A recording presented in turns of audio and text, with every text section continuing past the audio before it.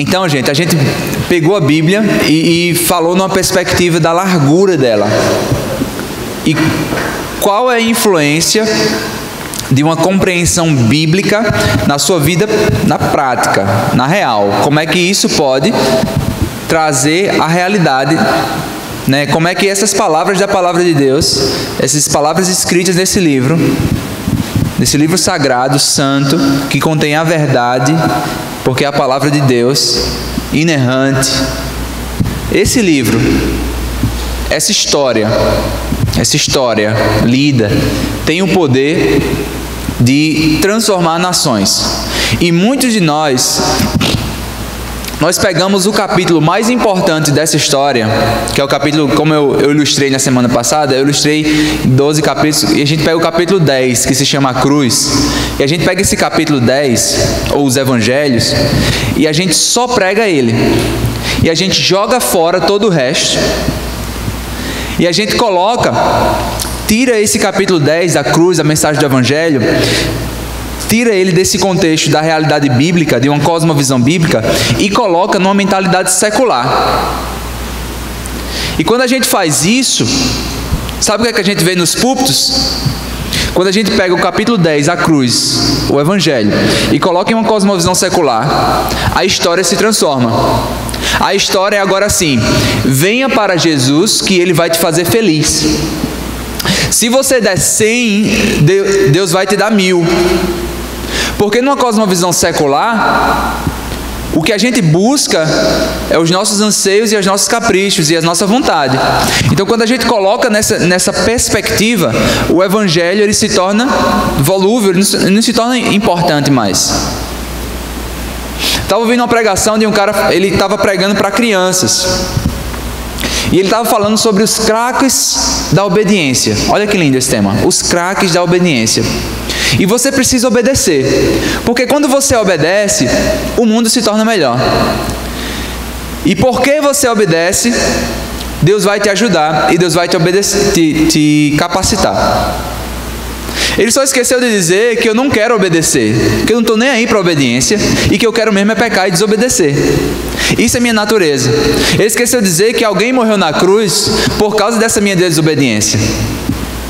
E esse é Jesus Cristo. E por que Jesus Cristo morreu na cruz? Eu não sei se vocês lembram do que a gente falou na semana passada. Não somente porque ele morreu, mas porque ele ressuscitou. Aí sim a minha vida pode ser transformada.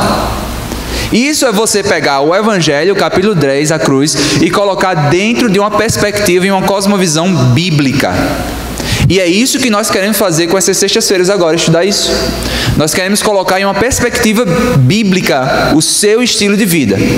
Agora, isso só vai servir para aqueles que primeiro têm a base do Evangelho lá. Sem ele a gente não consegue fazer nada.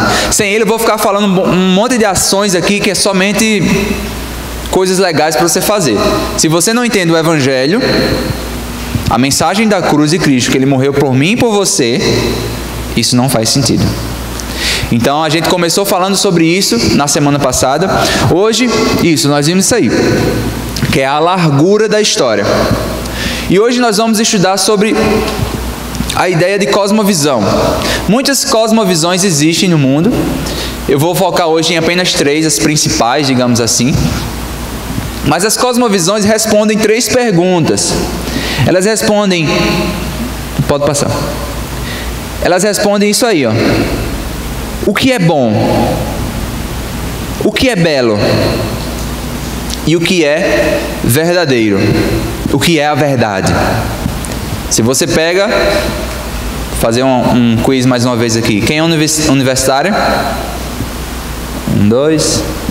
Quem está no ensino médio? Tá. Quem não está no ensino médio? Fundamental 2. Muito bom. Então a gente tem os 3 grupos estão bem representados aqui. Não é só um pouquinho de cada. Mas se você pega hoje a mentalidade da universidade, uma mentalidade que em sua maioria é uma mentalidade marxista em todas as esferas. Quando você pega o que é bom, a resposta disso vai ser o que lhe dá vontade de fazer ou o que lhe apraz. O que é verdadeiro é o que você achar que é verdadeiro. E o que é belo? A beleza está nos olhos de quem vê. E isso é uma coisa interessante. Porque muitos cristãos têm essa ideia. A gente consegue entender o conceito de verdade absoluta. Mas quando fala em beleza absoluta, a gente não concorda com isso, sabia? A gente não considera beleza absoluta. A gente considera que a beleza é relativa. Se você considera belo, é porque é belo. Já prestou atenção nisso? Só um fato aqui. Quando começou a ter um movimento onde a verdade é absoluta, no início do século XX, a verdade não era absoluta e começou a relativizar tudo, na música também foi criada uma coisa, que se chama a música atonal. Quem já ouviu falar em música atonal? Uma música ou música contemporânea. Aquele tipo de música é um ruído, que faz... Já ouviu essa música assim? Aí vai aparecer uma cabra. Aí depois e você não sabe o que você sente. Porque eles querem fugir do padrão que existe, tá? Não sei quantos estudam música aqui, mas na música é algo que é da física. Um cara chamado Pitágoras pegou uma corda de um ponto a outro, tocou, deu uma nota. Ele escutou esse som, botou uma presilha no meio, tocou de novo essa metade e deu a oitava. Ou seja, isso é dó, dó, a oitava. Eu fiz errado aqui, mas no piano sai mais bonito. Então, é a oitava, é o mesmo som, só que mais agudo. Aí ele colocou no meio, deu a quinta. Colocou no meio, deu a terça. E saiu o que nós temos hoje. No final disso, ele criou o campo harmônico. O que é isso? Eu estou ensinando música para vocês? Não, rapidinho. Depois disso, a gente criou a escala, o dó, ré, mi, fá, sol, lá, si, dó. Ou seja, dentro das músicas, os acordes que a gente toca, eles estão tudo encaixados disso aí. As tônicas e tudo. E todas essas coisas, elas mexem com a física do ambiente. Não sei se você estuda música. Obrigado. Mas tinha vezes que eu estudava música em casa, eu dava um ré, a porta tremia. Porque ele responde a certos tipos de vibração. O nosso corpo, uma grande porcentagem é feita de água. E nós respondemos a isso, nossas emoções respondem a isso. Ou seja, o sistema tonal é um sistema físico criado da música para tocar a sua alma. Sabia? E muitos compositores usam isso da maneira certa. Por isso que o sertanejo, quando está tocando, as meninas choram tanto cantando assim, né? Não só as meninas, às vezes eu me choro também no canto. Tô brincando. Mas, gente, isso foi criado por Deus. Isso foi criado por Deus. E o que é que a música atonal quer? Um grito contra o natural. Você pega aí, por exemplo, me diga o nome de um modelo bem bonito. Vamos lá, meninas. Alguém? Modelo. Ninguém sabe? Tu sabe? Pedro, como é o nome? Pedro? Pode ser um cara bonito. Sim. Pronto. David Beckham. Muito bem. Você pega David Beckham. Alisson, o goleiro sem as espinhas, né? É o goleiro do Brasil. Aquele olhão claro, bonito, aquela barba, né? Ele com o rosto bem limpinho assim, todo arrumado, eterno. Aí você me coloca do lado dele. Quem é o mais bonito? Todo mundo vai dizer? Eu. Não, tô brincando. Todo mundo vai dizer, porque, gente, beleza é absoluta. E nós relativizamos até a beleza. Deus é um Deus belo. Ele criou a beleza. Então nós como servos de Deus, quando nós vemos um lugar onde existe a feiura, a sujeira, nós somos chamados para intervir nesse lugar. Gente, uma desorganização. Meu Deus é um Deus belo. E eu sou filho desse Deus. Então eu vou trazer a beleza a esse lugar. Eu vou fazer o melhor que eu puder por causa dele. Então, as cosmovisões respondem a isso. No próximo. Basicamente, vai vir já, calma. Enquanto isso, eu acho que vou fazer xixi na cama hoje, hein?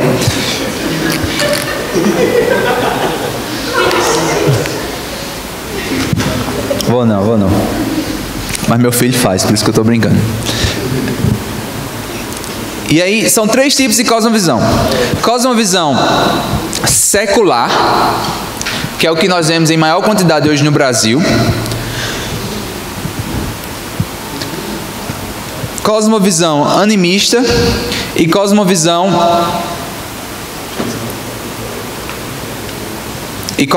bíblica. Então a gente vai olhar para os... Volta. Isso aí.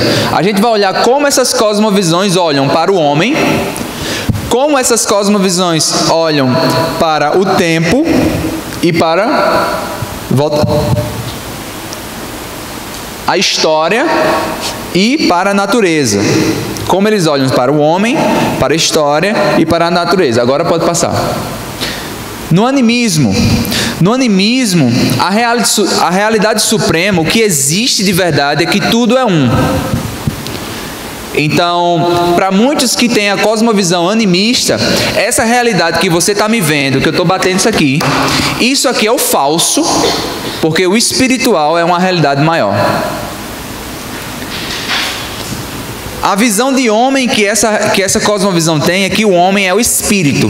O mais importante, eles não consideram nem a carne, o espírito é algo mais importante para o animista. O tempo, ele é cíclico, ou seja, reencarnação. Na Índia, eles têm a religião do hinduísmo, e nessa religião eles acreditam nisso, que a gente morre e se reencarna em outra pessoa, em um animal. Por isso que eles não matam os animais, adoram muitas vezes. Beleza. Muitas vezes eles acreditam lá que o homem é melhor que a mulher. Então, as mulheres lá nascem com um decreto na vida delas, que elas foram um homem na vida passada que pecou muito. E para pagar por esse pecado, de ter um homem que pecou muito na vida passada, ela nasceu uma mulher. Para quê? Para ela sofrer. Ela precisa sofrer na vida dela, durante a vida dela inteira, para ter a esperança de que na outra vida ela vai nascer um homem e ter privilégios novamente. O que você imagina que é ser mulher na Índia?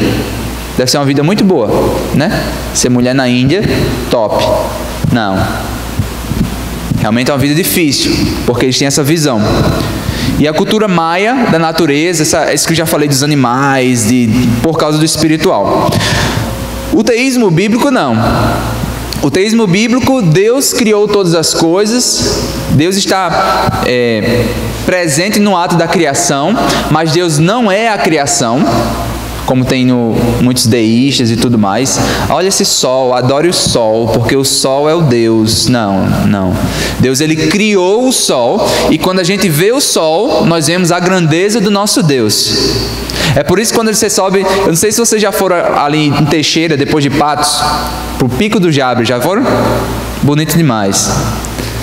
Lindo, é o ponto mais alto da Paraíba. Quando você vê a criação de Deus, nossa, que lindo.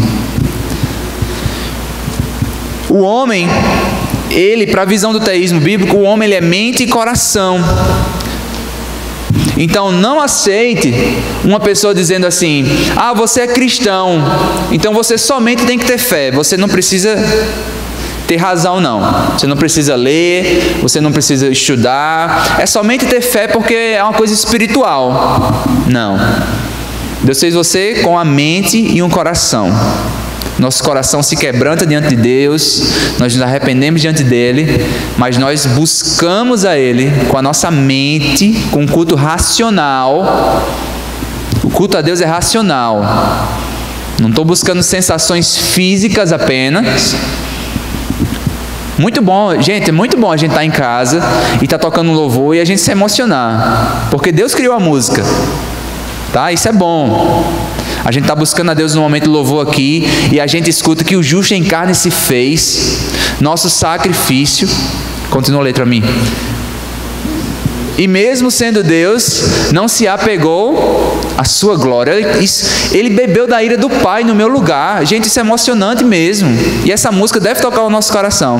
Mas isso não deve me limitar no fato de que eu olhar para a Bíblia e estudar lá, e pesquisar e buscar por que a Bíblia é verdade. Vamos buscar aqui e ler livros e se inspirar por causa disso. Você pega uma profissão sua, Direito, como é que eu posso ver a Bíblia no direito e pesquisar, estudar? Eu já vi muitos profissionais, pessoas em educação, eles leem a Bíblia, eu vou sublinhar agora todos os textos onde tem educação, ou ensino, ou alguma coisa assim. E você lê a Bíblia buscando isso. É muito legal fazer isso, gente.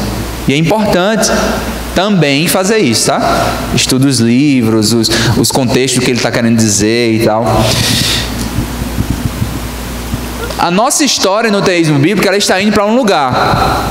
Ela tem um propósito. A gente viu, Deus criou todas as coisas, houve a queda, Deus veio numa missão para resgatar o povo, enviou Jesus, morreu no nosso lugar, mandou o seu povo agora numa missão com Jesus, que é o que nós estamos fazendo, e esperando a volta de Cristo. Nós não estamos aqui por acaso, para ficar olhando para o vento, não. Para passar o tempo e somente ir para o projeto missionário e plantar igrejas. Somente isso não.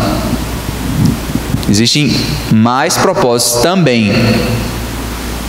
Tá? Como é a visão da natureza? A natureza está num sistema aberto. Nós não temos recursos limitados. Você está vendo ali que a bolinha do mundo está fora da caixa, né? É além. Porque nós servimos ao Deus que criou todas as coisas. Então o sistema não é fechado.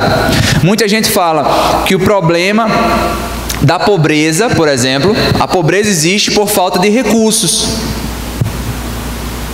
Por falta de... Não, a pobreza existe por mentalidade. A pobreza começa na mente. Você vai agora em uma comunidade aqui de uma pessoa, diga aí uma comunidade, bairro São José, certo? Você dá R$1 milhão para uma família. Aí você chega aqui em Vitor e dá R$1 milhão para ele. Um exemplo. Daqui a 10 anos, será que os dois vão ter a mesma quantidade de dinheiro? Não. Os dois vão ter quantidades de dinheiro diferentes, porque a mentalidade deles provavelmente vai ser diferente. Então, provavelmente uma pessoa que vive numa comunidade, ele pega R$1.000 que ele ganha, ele compra o celular de 800, come com 100 e paga a parcela do cartão com 100. Entendeu? Eu estou dizendo o que é normalmente, tá? Eu não estou fazendo julgamento a todas as pessoas que... Quando você age no nível da mentalidade, quando você ataca na mente, as pessoas podem ser transformadas com uma mentalidade diferente. Em Romanos 12, Paulo nos ensina a ter o culto racional, sacrifício diante de Deus agradável. Então, no secularismo, não existe Deus. Então, tudo que existe é a natureza. Então, é a teoria do Big Bang, Deus não existe. Então, ateísmo ou gnosticismo, né? O homem, a visão de homem é somente estômago, boca e estômago. O que é isso? É somente consumo. Eu estou aqui na Terra somente para consumir os meus prazeres, consumir o que eu quero, ser feliz, entre aspas, e seguir. Essa é a minha função aqui na Terra. E o tempo é limitado, então aproveite hoje, porque você não sabe amanhã. Tá? Comamos e bebamos e nos alegremos, porque amanhã morreremos. Já ouviu essa frase? É bem assim, vamos fazer o que der na telha hoje, porque a vida é curta, meu bem. Vamos lá. Então, quando a gente fala de cosmovisão, a gente está falando de 3 tipos de cosmovisões diferentes. Cosmovisão é a essência, como se fossem líquidos, mas são totalmente diferentes. Nós temos o leite, aí nós temos o refrigerante e nós temos o vinho. Os 3 são líquidos, mas os 3 são totalmente diferentes em seu gosto e tudo mais, consistência. Então isso aí pode já passar. Animismo, que é a realidade final, tudo é um. Esse animismo hoje seria no Brasil mais ou menos espiritismo? Também. O espiritismo ele é baseado em uma cosmovisão animista. Sabia que tem cristão animista? Vou dizer um exemplo agora. De uma maneira pequena, tá? Estou vindo assim. Eita, o diabo, olha, esse lugar aqui é repreendido. E sai. É um tipo de animismo. Sabe? o diabo vai te pegar. Ei, não fala isso não, que o diabo não vai me pegar não. E a pessoa fica sem dormir, porque ele soltou essas palavras. Gente, o sangue de Cristo me cobre. Que é isso? Tá? Eu estou falando da maneira cômica aqui, mas é uma ideia assim, sabe? De que é real, né? É uma realidade que a gente vê hoje no cristão animista. E existe cristão secular, que é o que a gente mais tem no Brasil hoje, infelizmente. O cristão secular é aquele que vem para a igreja no domingo, talvez até oferta e tal.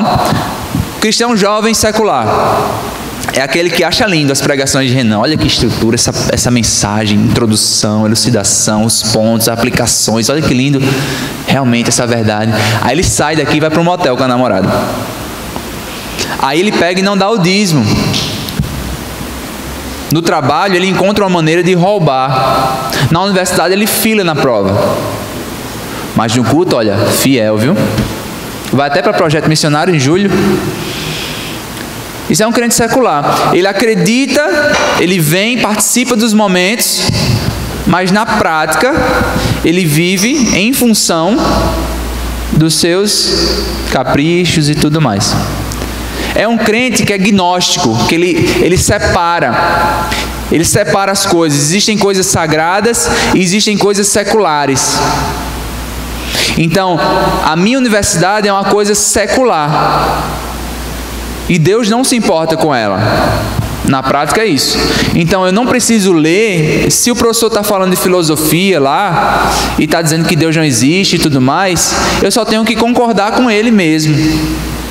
Somente, a minha função é essa, porque eu quero meu diploma. É só isso que eu quero.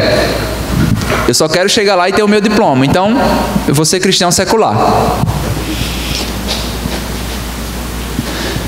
No teísmo bíblico, já passei o secularismo.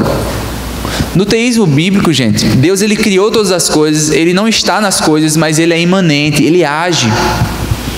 Eu falei para vocês semana passada de história providencial. Vocês lembram disso? Quem lembra de Cristóvão Colombo? Eu falei para vocês? Que Deus está orquestrando a história. E como ele orquestra a história de várias maneiras. Gente, Deus usou uma prostituta para ser da linhagem de Jesus. Raabe. Deus usou um assassino. Na Bíblia, em Jeremias, eu acho tão lindo isso, como Deus é grande, sabe? Como a gente pode ver que Deus ele faz realmente do jeito que Ele quer, e acabou. Na Bíblia, ele chama Nabucodonosor de meu servo. Ele diz, ó, o meu servo, Nabucodonosor, que morreu doido, morreu pirado, blasfemando, tudo. Deus chama de meu servo, porque Ele é soberano. Ele é soberano. Ele é grande. Então, quando a gente fala de ser usado por Deus na história, é a gente entender isso que Deus está fazendo e participar com Ele. Deus nos deu a função de pregar o Evangelho. Deus nos deu a função de viver uma vida para a sua glória em todo o tempo. Então, quando alguém colocou no grupo lá, nós temos que dar sentido a Deus com o nosso trabalho. Eu entendi o que a pessoa quis dizer, mas assim, nós fazemos o que fazemos, é como se dá sentido assim, é mostrar quem Deus é no nosso trabalho. Isso aqui, ó, é uma pessoa que está servindo a Deus, é diferente, é diferenciado. Ele não vai fazer o que todo mundo faz. Mateus? Não, Mateus não faz isso não. Pode arrumar outra pessoa para fazer essa aí, para botar esse boleto errado aí, pode botar outra pessoa que Mateus não faz não. E as pessoas já vão saber que aqui ele não faz. Porque a função, ele está lá servindo o reino de Deus. Então a gente falou sobre isso, a história da cosmovisão. O homem. Voltei. Não, aquela dos bonequinhos legais.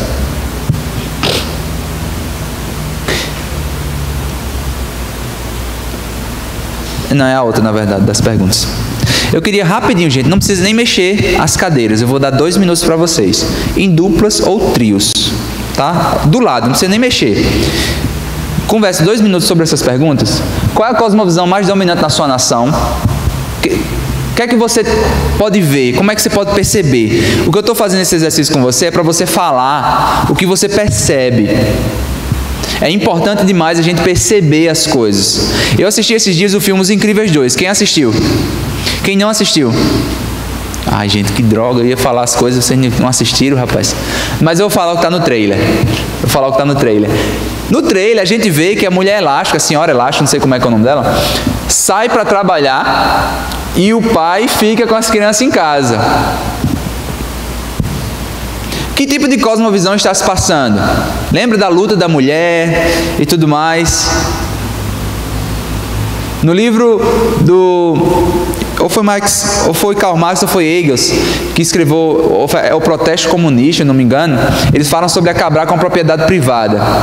E eles querem atacar o coração disso, que é o quê? A família tradicional, a família patriarcal, que eles chamam.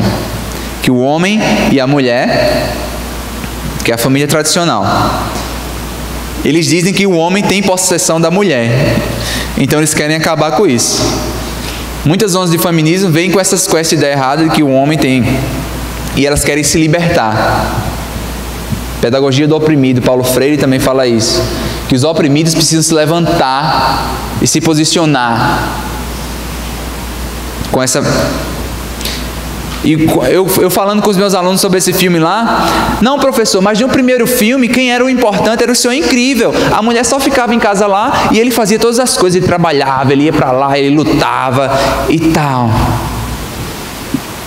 O que é isso, gente? Isso é uma cosmovisão secular, porque a gente está dizendo que um homem trabalhar e ir para fora é mais importante de uma mulher que ficar em casa cuidando de filho. A gente está dizendo que é mais importante trabalhar fora do que cuidar de filhos. Cuidar de filho em casa não é importante. Trabalhar fora é o importante. Então hoje a mulher feminista ela pode ser o que ela quiser, menos mãe e dona de casa. Ela pode ser o que ela quiser, astronauta, lutador do UFC, que mais? Tudo, homem, tudo o que ela quiser, menos, porque isso grita, é menos importante. Então converse sobre isso. O que é que vocês têm visto? E como essa cosmovisão alcança a sua vida? O que é que ela pode trazer para você? Tá? 2 minutos e eu chamo de volta. Beleza. Deu nem tempo de falar primeiro? Como é que foi aí a conversa? Foi boa? Alguém quer dar um exemplo do que vocês acham ainda a primeira? Vamos, gente. Vamos ser sem vergonha, bora. A predominante no Brasil, secular. Alguém discorda? Não?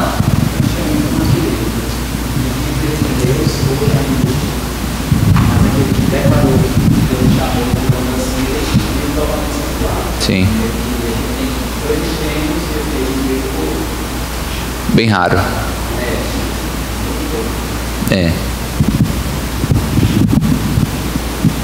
Hoje as nossas escolas, as nossas universidades foram invadidas por uma visão secular.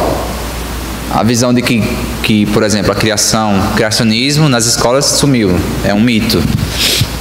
E eles têm a fé do evolucionismo, crendo lá, acreditando com fé. O animismo existe também em muitas religiões animistas. Dentro do cristianismo também existe a cosmovisão.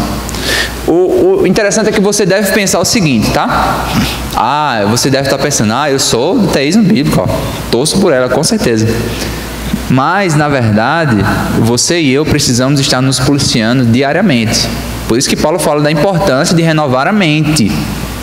Porque nós somos enganados o tempo todo sobre isso. Então é muito difícil você ter uma constância no teísmo bíblico sem você perceber o que é cosmovisão, sem você perceber as influências que estão tendo na sua vida hoje. A gente fala de música, a influência da música, da cultura hoje na nação é incrível. Vocês já ouviram a música Sexta-feira Sua Linda? Já? Fim de semana começou. Já ouviu? Sexta-feira sua linda, eu tô feliz porque, não é? Vocês já viram a estrofe dessa música? Na segunda eu só dormi, na terça eu enrolei, na quarta eu fingi que trabalhei. E a galera lá, ó. Na quinta eu não fui, disse que tava doendo. Mas que bom, você chegou, vem em mim sexta-feira, você é linda. Interessante porque se fosse assim, diabo, eu te adoro, seria um problema e ninguém cantava. Mas todo mundo canta do Sexta-feira Solene porque realmente é algo legal. Mas qual é a cosmovisão que está sendo passada por ali, gente? Que trabalho é um mal a ser evitado, que trabalhar é ruim, que eu não tenho que trabalhar não, eu tenho que procurar um emprego que dê dinheiro e eu trabalhe menos. É isso que eu quero, porque eu quero curtir. Eu quero fazer o que eu quero, viver uma vida de promiscuidade, viver uma vida onde eu faço o que eu quiser, eu sou livre. E o problema é que isso está discipulando a nossa nação, essas músicas. E enquanto isso, a gente está dentro da igreja falando que Thales Roberto fez uma música não sei o quê, que fulaninha pintou o cabelo de roxo e que não sei o quê, enquanto a gente devia estar ocupado, sentado na cadeira criando. Jesus, olha, Senhor, me ajuda aqui, Deus, porque a minha nação está tendo um conceito errado do que é trabalho. Deus, me dá graça, me ilumina aqui nesse momento, através da Tua Palavra, para que uma canção que vai valorizar o trabalho como o Senhor valoriza na Tua Palavra. E você discipular a sua nação com essa música. Deus levantando músicos, artistas, para a sua glória, discipulando a nação. Ah, como eu quero... Eu sonho com isso, sabe? Eu sonho com trabalhar com esses ensinamentos, para que alguns, talvez daqui alguns vão entender mais sobre isso e vão moldar a sua vida assim. E dizer assim, eu vou ser um médico, Deus me chamou para ser médico, mas eu não vou ser um médico igual a todo mundo não. Eu realmente vou viver para a glória de Deus. Fala, Gabriel. O trabalho, assim, não seria um dos punimentos de Deus quando o homem caiu? Porque ele fala que agora você vai ter que suar para conseguir suas coisas e tal. Isso foi meio que uma espécie de dor e o homem vai ter que trabalhar para sustentar. Isso realmente é algo que nós vemos na Bíblia. Mas antes, a Bíblia é muito clara, do suor do teu trabalho. Antes da queda, Deus disse, olha, está aí o jardim, cultiva. Deus fez tudo perfeito. Perfeito, a criação de Deus, perfeita, mas não estava completa. Sabia disso? Porque se tivesse completo, Deus não precisava de Adão para cultivar jardim. Deus não precisava de uma pessoa para trabalhar no que Ele criou. Mas Deus fez. Deus disse, Adão, você vai trabalhar. E é bênção, né? Agora, ter filho é ruim? Não. Ele quer que tenhamos filhos, mas você vai sentir dor para ter esse filho. Então, talvez, muitos de vocês no trabalho vai ser do ardor, vai ser do suor, vai ralar para trabalhar. Mas o trabalho em si é a bênção. É bênção. É um privilégio, na verdade. Isso é interessante. E aí, em Gênesis 1, pode passar?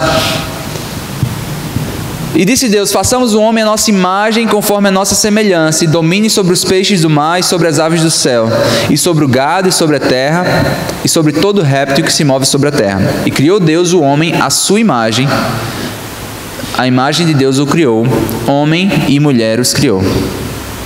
Então o homem, pode passar o próximo. O homem, ele é feito à imagem de Deus. Coração, alma, tá? O homem é o ser que comporta os dois, o físico e o espiritual. A realidade física e a realidade espiritual. Sabia disso? Deus não é... A Bíblia fala que Deus é o quê? É espírito. A criação é o quê? Mas não é espiritual. Mas Deus fez os homens à sua imagem e semelhança. Material, que vai perecer, e espiritual, que vai viver eternamente.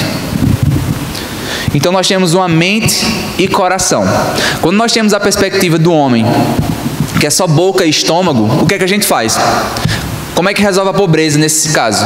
A gente tira aqui os bens, os recursos, e dá para esse outro lugar. Tá, eu tenho uma comunidade, vou usar o bairro dos Estados não. Bairro São José, por exemplo, mais uma vez. Tem uma comunidade do bairro São José que está precisando de dinheiro. Então vai lá o pessoal da igreja do bairro do Estado, bota 100 mil reais lá. Isso é uma visão secular. Porque eu não estou considerando que as pessoas do bairro São José são imagem e semelhança de Deus, que tem capacidade de criar, que tem capacidade de expandir, que tem capacidade de mudar e transformar o seu bairro. A história do, por exemplo, o projeto lá. O projeto que nós temos lá com o Alan não é uma história de Alan trazendo a transformação para lá. Não, Alan está sendo usado por Deus e Deus está abençoando ele, mas é a história de Deus para o São José, é o que Deus tem lá. A história de Deus para o bairro dos Estados é o quê? É que as pessoas dessa igreja do bairro dos Estados sejam usadas por eles para a sua glória em todas as áreas. Então não é a história, não é onde as pessoas são as estrelas das coisas. É o que Deus está fazendo, e Deus levanta pessoas e capacita e cria. Conheci uma mulher, Ana Ho, ela trabalha no Vietnã. Gente, que trabalho incrível.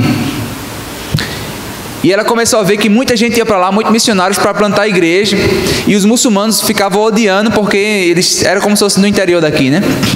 A lei dos crentes, não sei o quê. E ela começou a servir com plantação, ensinou o pessoal a fazer plantação de uma, tipo batata, alguma coisa lá. E as pessoas começaram, aí um desses se converteram, ouviram o evangelho, foi transformado pelo evangelho, a comunidade se converteu, continuando trabalhando com excelência, plantaram igrejas nesse local, começaram a servir a comunidade, trabalhando com excelência, buscando. A economia dessa comunidade foi transformada. O governo começou a olhar diferente para eles. Diz, quem é essa mulher aí? Aí ela com o esposo dela. Traz eles aqui. Eles pegaram, o que é que vocês fizeram lá? Não, a gente começou a trabalhar com excelência, nisso, porque aqui a visão até... Aí eles começaram a falar coisas técnicas de excelência. Disse, nós queremos que você aplique isso na nação. Ela foi usada por Deus para transformar a sua nação. Não dela, né? A que ela estava visitando. Que eu acho que ela é da Nova Zelândia. Isso é um exemplo prático de que você pregando o evangelho, as pessoas são transformadas de dentro para fora, de verdade. Porque só o evangelho que faz isso, né? Não é nada mais. Mas depois que você prega o evangelho e as pessoas são transformadas de dentro para fora, a motivação delas é o quê? Pregar o evangelho e viver uma vida para a glória de Deus. E aí, quando a gente vive para a glória de Deus, a nossa vida é totalmente transformada. 9 horas já. E a cosmovisão, ela responde 3 perguntas, que são essas: quem sou eu? Por que eu estou aqui? Para onde vou quando eu morrer? Não sei se você já fez essa pergunta, mas a maioria das pessoas já. Quem sou eu?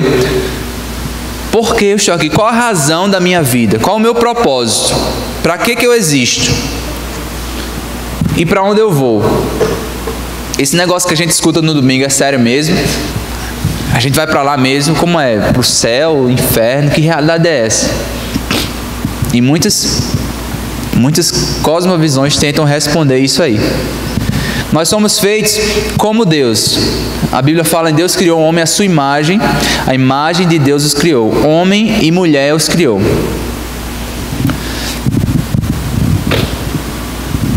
Ele não criou... É interessante como a Bíblia fala, esse poema eu vou passar por causa do tempo, mas ele não criou assim, façamos o homem à minha imagem. Façamos o homem à nossa imagem. Por quê? Porque se fosse a minha imagem, nós teríamos a ideia do Deus do Islã, Allah. A ideia de que existe só um Deus, só uma realidade. É só isso. Mas nós temos um Deus que é um Deus em 3 pessoas. Nós nunca vamos entender aqui na Terra a questão da Trindade perfeitamente. Mas nós sabemos que Deus é o Deus Pai, o Deus Filho e o Deus Espírito. E isso é importante porque Deus não criou um homem à sua imagem e semelhança. Se você for olhar para o texto, pode passar. Pode passar. Isso. Ele não criou um homem. A Bíblia diz, façamos um homem. E criou o homem à sua imagem. Não. Ele também não criou 2 homens à sua imagem. E semelhança. Isso é muito importante. Ele disse, façamos o homem e a mulher. Olha lá o texto. E Deus criou o homem à sua imagem, a imagem de Deus o criou. Homem e mulher os criou. Ele criou o homem e a mulher à sua imagem. O homem só, ele não é a imagem de Deus. É o homem e a mulher. Onde é que você vai encontrar que na Bíblia está dizendo que o homem é superior à mulher? Se o próprio Deus nos criou, homem e mulher à sua imagem. Deus nos criou e nos disse assim, ó, vocês são importantes para mim por causa disso. Uma das maiores causas da pobreza, não sei se você sabia disso, é a mentira de que os homens são superiores às mulheres. E essa mentira tem invadido o mundo. Essa mentira tem alcançado e tem sido enraizada em culturas em várias nações. Na Coreia do Sul, um palestrante cristão estava falando e terminou a palestra. Uma menina chegou para ele, uma jovem de 20 anos, 22, chegou para ele e disse, começou a chorar e disse assim, o meu namorado pediu para se casar comigo. E começou a chorar de tristeza assim. E ele não entendeu. Ele fez, não, mas você é cristã? Ela fez, sou. O seu namorado, ele é cristão? É. Você o ama? Sim. Ele ama você? Sim. Por que você está chorando? Ele disse, não, porque aqui, na nossa cultura, quando eles se casam, o homem começa a bater na mulher. E eu o amo tanto, mas eu tenho medo, eu estou com medo aqui, na verdade. A minha mãe, ela contou a história que a mãe dela quase se suicidou, apanhava muito, ela via diariamente a mãe sendo espancada em casa. E eles têm essa frase aí. Quem sabe qual era ano, por favor, todo mundo fluente. Eu vou tentar ler aqui. Nam Jam Yobi, que significa os homens são superiores e as mulheres inferiores. E essa frase está na cultura deles, é algo normal. É algo que se diz assim. No país da África, eu acredito que seja Ruanda, um rapaz chegou e disse assim, olha, é engraçado vocês falarem sobre isso, de cosmovisão, de mulher e tudo, mas no meu país nós não temos a palavra mulher. Eu fiz, como assim, rapaz? Metade do seu país é de mulher. Não.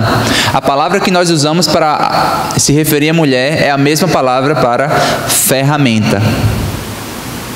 A mulher é uma ferramenta que você usa e depois joga fora. Seguindo essa lógica de que realmente a Bíblia não fala que a mulher é inferior, como que a gente pode, no nosso dia a dia, expor essa verdade de maneira que, tipo assim, essas pessoas que defendem que o cristianismo fala que a mulher é superior, como é que a gente pode lidar com isso? Do machismo, né? Sem ser feminista, né? Aham. Usando esse mesmo argumento que eu disse, como a gente poderia ligar com a submissão da mulher na Bíblia? Muito bom. Muito boa pergunta. Duas perguntas bem... Vocês só fazem pergunta de meia hora, gente? Meia hora para... Não, estou brincando. Mas eu acho que a gente deveria começar... Porque no Antigo Testamento, você vê que o homem, ele casava com várias mulheres e tal. Mas a gente vê que não era aprovado. E no Novo Testamento isso é colocado em ordem. Né? Com os ensinamentos de Paulo e tudo mais. Mas uma coisa que a gente pode... Eu estudaria a apologética de Cristo para isso. Eu usaria o exemplo de Jesus. Eu ia pelo caminho de Jesus. Que Jesus é a personificação de Deus e a maneira como ele trata de Jesus no contexto da Bíblia, no contexto da Judéia, lei, Samaria, como ele fala com uma samaritana. Jesus foi o primeiro feminista no sentido real da palavra. No sentido real, não. No sentido assim, mais... o certo que diria, de olhar a valorização à mulher e tudo, porque isso foi dado por Deus. Nós vemos aqui em Gênesis que Deus, ele deu dignidade à mulher como deu para o homem, tá? E isso foi dado por Deus. O problema é que nós cristãos hoje, nós vivemos uma influência da mentalidade secular. Então, quando a gente fala de submissão, a gente tem dificuldade. Por quê? Porque submissão está dizendo que é inferior. Mas não é verdade isso. Aqui na igreja eu sou submisso ao pastor Renan, sou submisso a ele. Isso quer dizer que ele é melhor que eu? Não. Isso quer dizer que Deus colocou para ele uma função de pastor, essa função de ser pastor dessa igreja, de liderar o povo, tem certas atribuições de organização que Deus escolheu assim, e por causa disso eu me submeto ao que Deus, a direção que ele vai. Mas isso não quer dizer que isso me qualifica como inferior a ele. Então, quando a gente olha para a submissão como algo inferior, a gente está entrando numa mentalidade secular. Então, ao mesmo tempo, quando a gente vai ler Efésios 5, ou é 5 ou é 6 que fala dos casais, normalmente um homem olha para a função da... 5, né? Final do 5. Normalmente o homem olha para a função da mulher e fica, você tem que ser submissa, não sei o quê. E a mulher olha para o homem, eita, você tem que amar, e você tem que respeitar e tal, né? Geralmente é isso.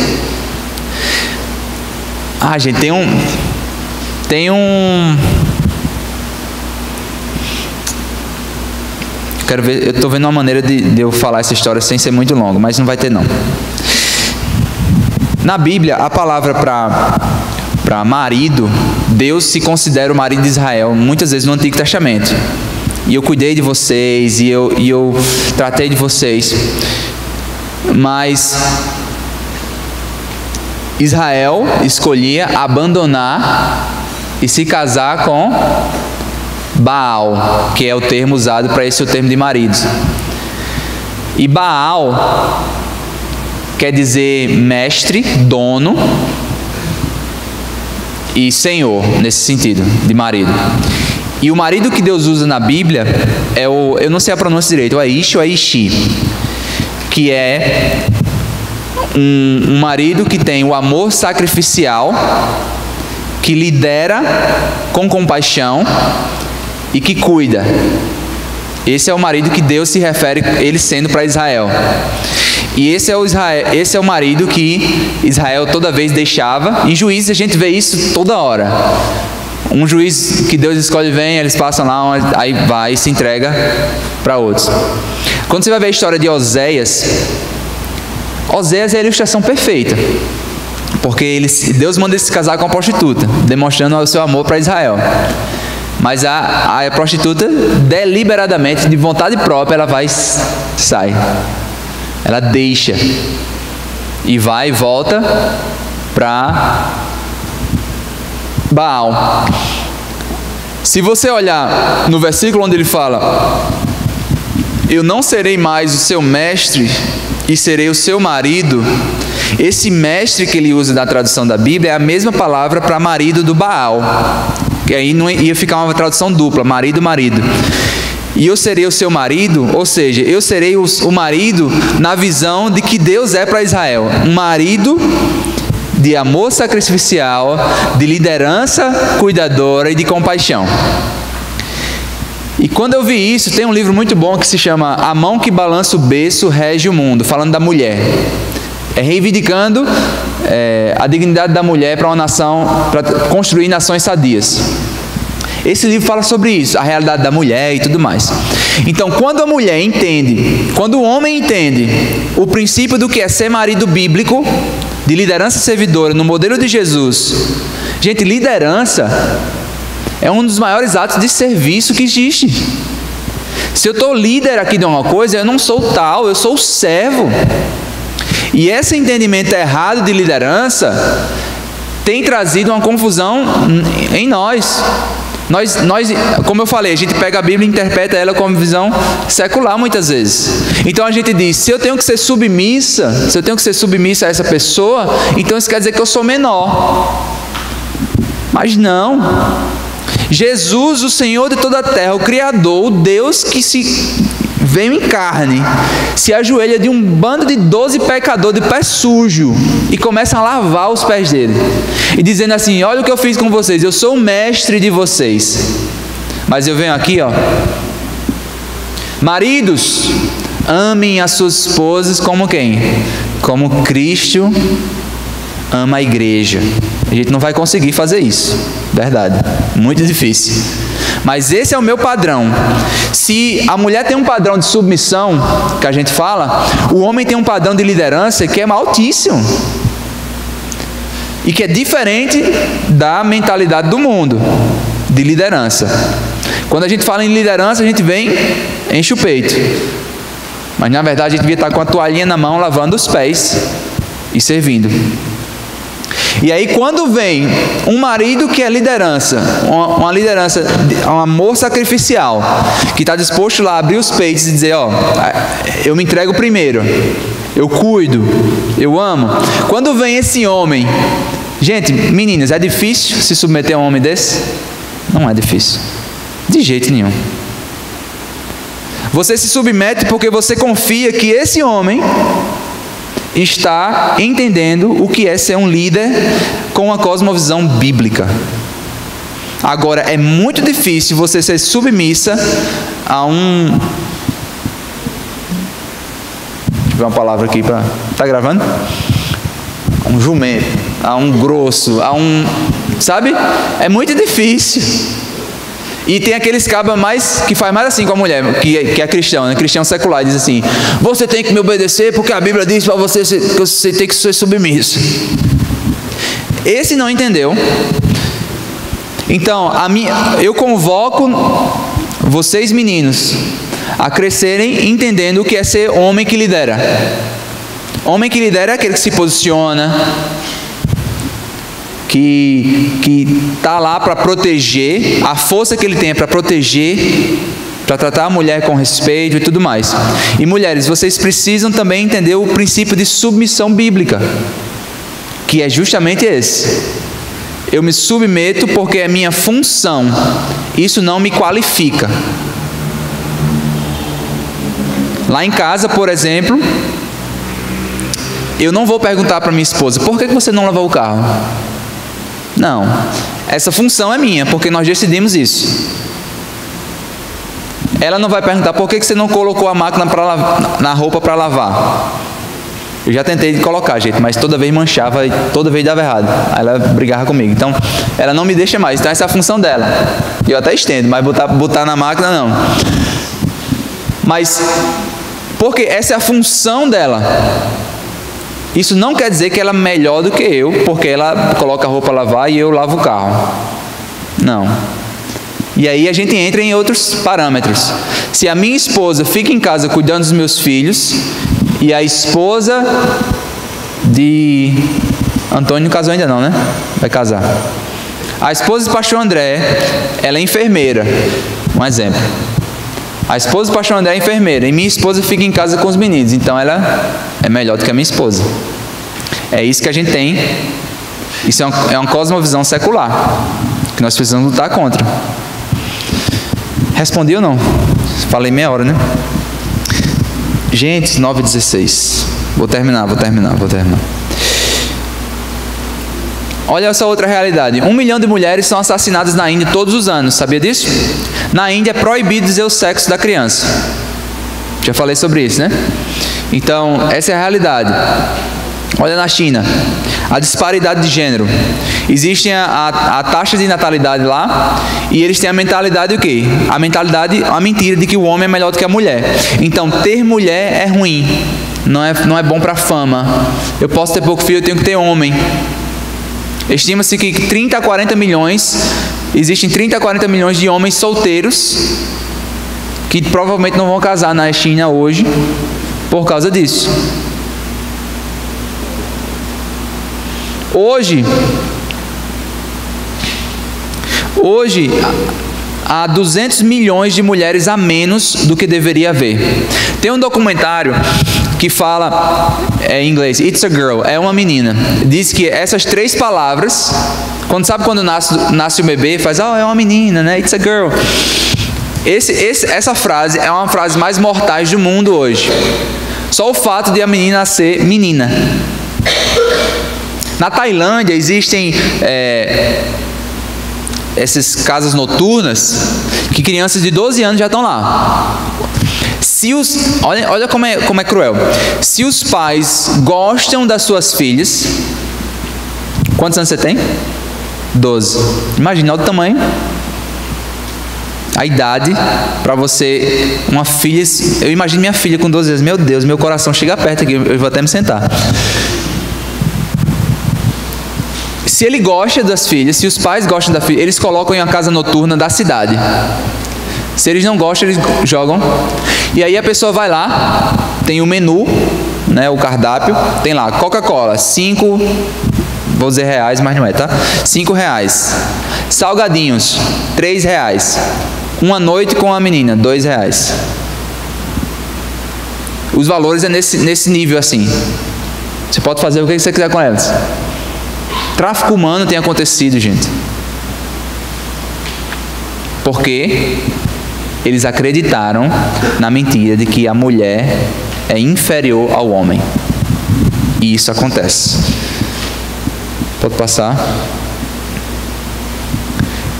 O que você acha que significa ser feito à imagem de Deus? Ser feito à imagem de Deus, Ele diz quem eu sou, quem você é. Qual é a realidade da minha vida? O propósito. Gente, já pensaram para pensar? Já pararam para pensar? Já pensaram para pensar? Você, do jeito que você é, com a sua individualidade, foi criado por Deus. Ah, mas meu cabelo ele tem uma curvinha aqui, eu não gosto. Ou meu cabelo é liso demais. Esse meu queixo aqui tem um negocinho assim que eu não gosto. Mas Deus, na sua soberania, criou você do jeito que você é. E sua personalidade, tudo que você é, Ele criou do jeito que Ele já sabia. E assim como suas digitais, o olho, o tom da sua voz, são particulares. Deus criou você com um propósito. E aquilo que Deus criou você para fazer e ser, ninguém do mundo mais pode fazer, só você. Para demonstrar para o mundo e para Ele mesmo a grandeza da sua glória. Como Ele é grande.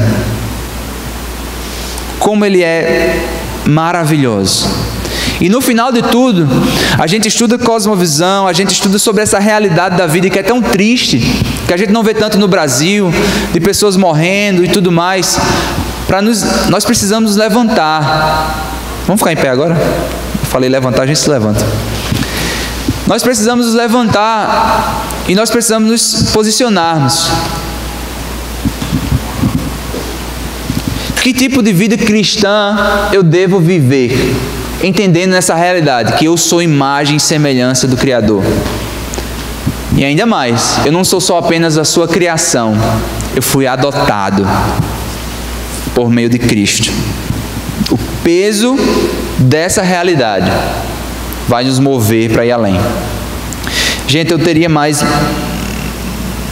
Eu não vou conseguir falar mais ou menos uns 20 minutos a mais, por causa do tempo a gente precisa terminar. Mas sexta que vem, tá valendo ainda? Ainda então, depois eu vou falar enquanto eu puder, tá? Enquanto eu não puder, vamos embora. Mas eu vou... Esses dois assuntos que a gente falou da largura da história, e hoje nós falamos sobre a profundidade dela, sobre o pensar nessa realidade de cosmovisão, de vida, as influências disso, eram para ser meu assunto somente da sexta passada. Vocês viram que se expandir um pouquinho, porque eu quero falar de vocação, eu quero entrar nesse assunto sobre vocação, sobre identidade, sobre reino de Deus e a nossa função aí. Tá? E muitas perguntas que vocês fazem é interessante para a gente discutir, mas ela tem muito pano para manga. Então eu quero aconselhar você a cavucar mais, sabe? Essa pergunta do como é que o cristão responde ao feminismo. Tem muitos assuntos e tópicos que vão contra o cristianismo, que nós precisamos nos posicionar e ter a opinião formada. Então você busca pessoas de confiança, pessoas que vão falar sobre isso. Tem um livro do David Platt sobre... Como é o nome do livro? Contra a Cultura? Eu acho que já foi indicação aqui na igreja. Que ele pega esses temas fortes e começa a debater sobre ele. Lê, gente, vamos ler, vamos discutir, joga lá no... Sabe? O grupo que vocês têm uma preciosidade, um grupo no WhatsApp. Gente, sobre aquela pergunta, olha esse link aqui. Aí um outro vai e diz, eu estava vendo isso aqui em submissão, eu estava vendo aquilo ali, sabe? A questão do trabalho, de vocação, como é que a gente pode discutir mais? Tá? Em vez de ficar somente, sei lá, mandando gifs do legalzinho e tal. Vamos orar? Alguém tem alguma coisa para dizer? Alguém está escutando? Vocês estão escutando algo novo ou algo repetitivo? Tá sendo cansativo? Como é que tá? Me dá uma resposta. Legal. Todo mundo concorda com esse ponto? Essa nova pegada faz a gente pensar mais em dúvidas que a gente tem, que geralmente não são esclarecidas. Uhum. Por exemplo, beleza, fala da largura e tal. São coisas que a gente já viu, mas de uma forma diferente. Uhum. E também a gente está tendo um espaço maior para perguntar, para saber, para procurar. Eu acho que isso é interessante. Vocês que vieram só hoje, hein? Como é que foi? Tranquilo, dá pra... Quem veio só hoje mesmo? Legal. Então vamos. Tá? O que eu tô para conversar com o Renan para ter... quando eu tinha 18 anos, um mentor, ele é uma mentora nossa, Ana, ela sentou com a gente, sentava com a gente a cada 15 dias, e tomando café mesmo, lá na sala da casa, e começava a discutir sobre esses pontos e tal, de uma maneira bem leve. Isso é interessante também, isso é uma maneira cada vez mais leve, e a gente começa a alinhar a nossa vida. Porque como assim não existe secular e sagrado? Como assim?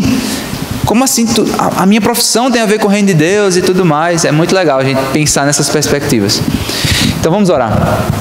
Senhor, obrigado por essa oportunidade de estar aqui, Deus, com meus irmãos, Pai. Com esse grupo, Senhor, de adolescentes e jovens, Pai, que estão aqui querendo entender mais, Deus, assim como eu, Pai, querendo aprender mais sobre o que o Senhor nos chama para fazer, Pai. O Senhor nos chama para pregar o Evangelho, Senhor, com todas as nossas forças, para amar o Senhor, Pai, para buscar o Senhor. Mas o Senhor também se importa com a nossa vocação. O Senhor também se importa com aquilo que fazemos, Deus, como nós pensamos, a maneira que nós vemos o mundo. Senhor, nos ajuda, Pai, a sermos renovados, Senhor, em nossa mente. Nos ajuda a termos uma perspectiva bíblica do que é viver para a Tua glória.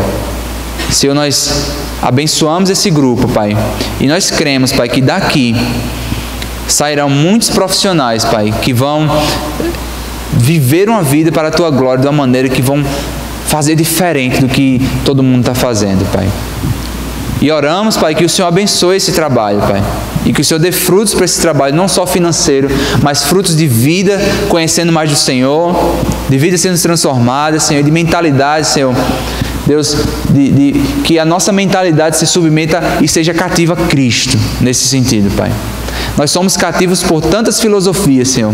Nós somos enganados, como diz em Colossenses, Senhor, por tantas filosofias vãs e mentirosas e enganosas, Pai. E às vezes a gente passa por esses assuntos, Pai, tratando como algo religioso quando a gente lê essa palavra, Pai. Mas a gente é tantas vezes enganado, Senhor, por essa realidade. Nos ajuda, Senhor, a mudar a nossa perspectiva. Em nome de Jesus, Senhor. Nós abençoamos o nosso retorno para casa agora. E cada um aqui, Pai, seja o Senhor cuide de cada um e nos leve de volta para quem vem amanhã aqui para o treinamento, para o culto de domingo. E a gente tenha uma semana abençoada, Pai. Nós te agradecemos em nome de Jesus. Amém. Valeu, galera.